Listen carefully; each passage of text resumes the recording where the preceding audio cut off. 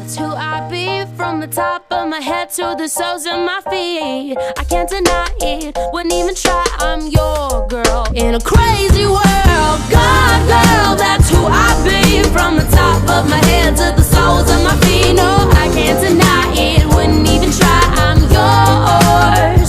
Oh, I'm a love girl, and I'll always be, from the top of my head to the soles of my feet. I can't deny it, wouldn't even try. I'm your girl for the whole wide world to see.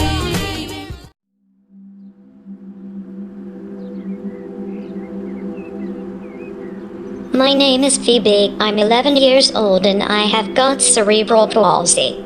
I am disabled and I cannot walk or talk. I use a special computer to help me talk. I use that by looking at my screen. Phoebe is very bright and intelligent. She's very driven and hardworking. She's always trying to achieve her goals, and she likes to participate in all the activities we do as a family, so we try and enable as much as possible that she can do the things that we do and adapt them to make sure that she's very much involved, and she loves all that. She's very adventurous. I am clever. I am just like you. And I don't like people talking to me like I am a baby. Is this your daughter? Yes, it is, yeah. Oh, she's very pretty. I know, she's lovely, isn't she? And how old is she? She's 11. Oh, can you tell me what's wrong with her? There's nothing wrong with her. You can talk to her. Oh, I didn't know that. Hello? Hello? How are you? I am just like you. I love swimming.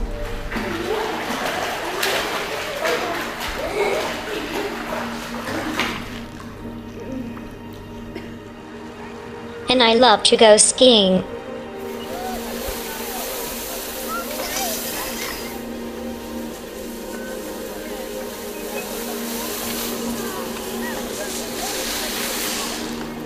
I go to schools and they ask me questions like how do you use your computer, and I ask them questions like what's your favorite animal? Would you like to do at school? I like maths. What would you like to be when you're older? I would like to be on television. What's it like not to talk? It is normal. When Phoebe wakes up in the morning, she has enormous challenges to overcome, but she's so positive, happy and determined that we don't really see them as challenges, and she certainly doesn't.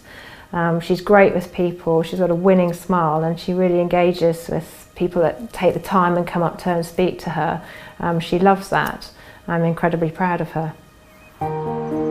You might meet me or someone else with a physical disability. Don't treat us like a baby or ignore us. Talk to me.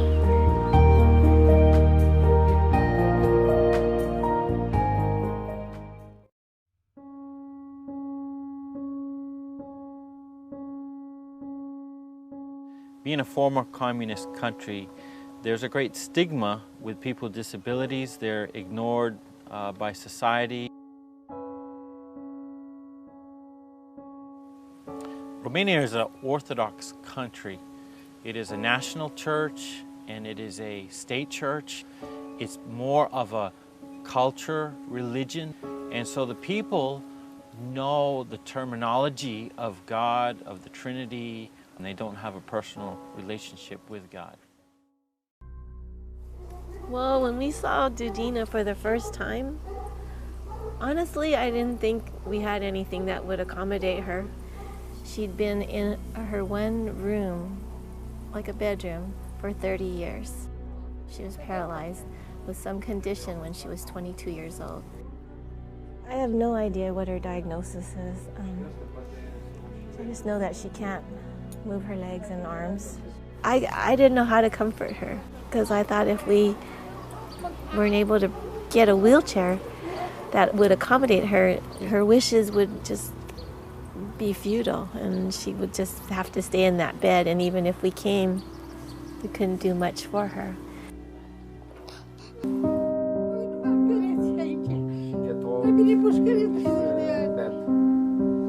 It's like a prison for me.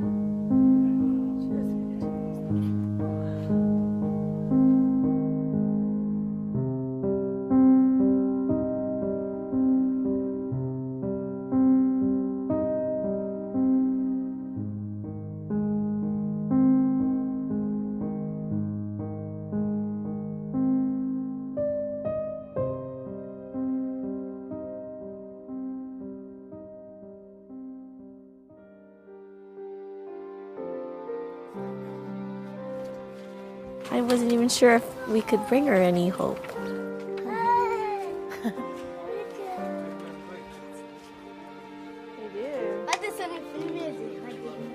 I was worried about if she was going to be fearful of being moved from one place to another, if she would tolerate being upright. But my biggest fear was transferring her out of her bed to the wheelchair.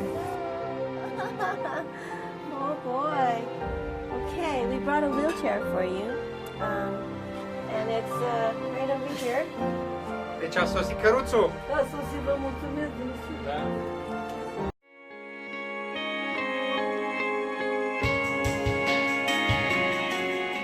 They put her in the chair themselves.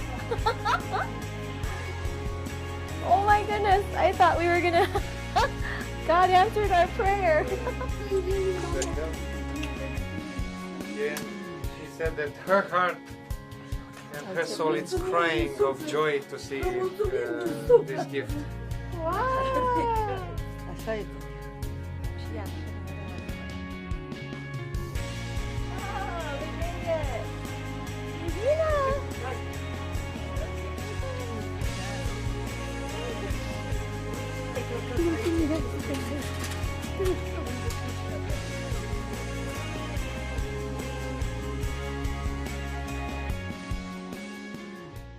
She was so excited. She didn't have a desire to die anymore. She wanted to see the people out on the street, and she wanted them to see her.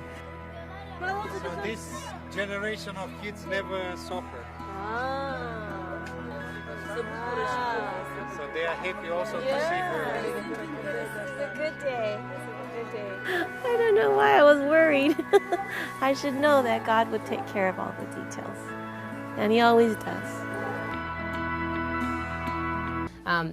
Particularly at 11 years old, it was at the age where I was diagnosed with Tourette syndrome, OCD, and anxiety, and the main one is Tourette, and it's basically a condition that makes me make movements and sounds that I can't control. And the only thing that I knew about Tourette syndrome was what I found on Google, and the only thing I found on Google were movies and TV shows making fun of Tourette.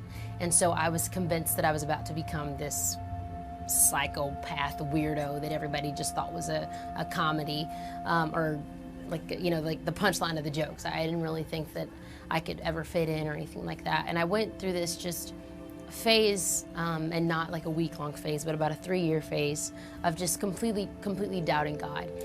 I never doubted His existence, but I always doubted the fact that He loved me. I doubted the fact that He cared about me, because my Tourette was getting a lot worse as I got older.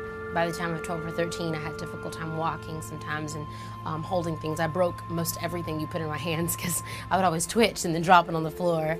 I had to wear like biker's gloves in the car because I was always punching things or hitting my head against the windows. I had pillows in the car, and I was just having to adjust my life, adjust so many things in my life to accommodate this big thing that I couldn't control, which was Tourette. And I was becoming overwhelmed by it.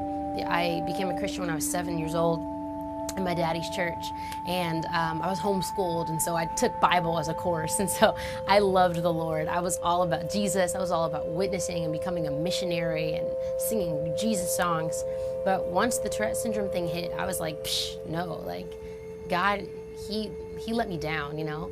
I went through this time in my life where I was just completely convinced that the God that loved my parents and the God that loved my sister and the God that was so prevalent in their lives had just abandoned me because of everything I was going through. And it took me a while to kind of recover from that, and it took me a while to start to believe in God's love, God's never failing love again. And later on in life, about 14 or 15 years old, is when I just kind of came up with this realization is that, you know, we're all going to go through things in life that we can't control, but it's about taking control over what we can control and trusting God through those times. And when I started to, like when my twitches were really bad and I just couldn't control it, and I couldn't go out with my friends, you know, not even like to the movies because I was too loud, you know, I was making too much noise in the movie theaters. Like when I couldn't even have a social life for a couple years, those are the times where I just opened up my Bible and I was like, God, you're gonna have to be my best friend because I have nobody else. I don't feel like I fit in anywhere else. I'm different, I'm weird, I'm awkward. Like, so I need you to show me something about myself. I need you to show me something about you. And that was also a time where I started to believe something that my mom had always taught me. And she always taught me that being yourself has nothing to do with who you are and everything to do with whose you are. And I started to realize that I had to find my identity in Christ, not in the Tourette, not in the ADD, not in the OCD, not in any of that stuff. I had to find my identity in Him. And that's not to say that when I started to find my identity in Christ that Tourette syndrome went away, that pain was thrown in the trash can. Like, I still have Tourette to this day. I twitch a lot and it gets frustrating, but there's a line in one of my songs, and not quoting one of my songs, but like the song came from my diary. So it's like something that I wrote down a while ago. But it says, you may go through pain, but not as great as His name. And that's just something that I've had to connect with, is that I'm gonna have to go through craziness in life, but it's not gonna be forever. Psalms 30 verse 5, says, weeping may endure for a night, but joy comes in the morning. And that's so true, because there's nights where I cry myself to sleep. There's nights where I'm just like, God, I'm in so much pain, I can't handle this. But I know that His joy is way bigger than any frustration in life. Whether Tourette syndrome, whether parents divorced, whether Asperger's, whether siblings being incarcerated, whether schools not being as accommodating as they should, no matter what it is that we can't control, God is always going to be bigger than that. And we just have to trust Him and depend on Him to pull us through, and know that life's going to be crazy, but we don't have to go through it alone. So that's a good thing. Blue sky.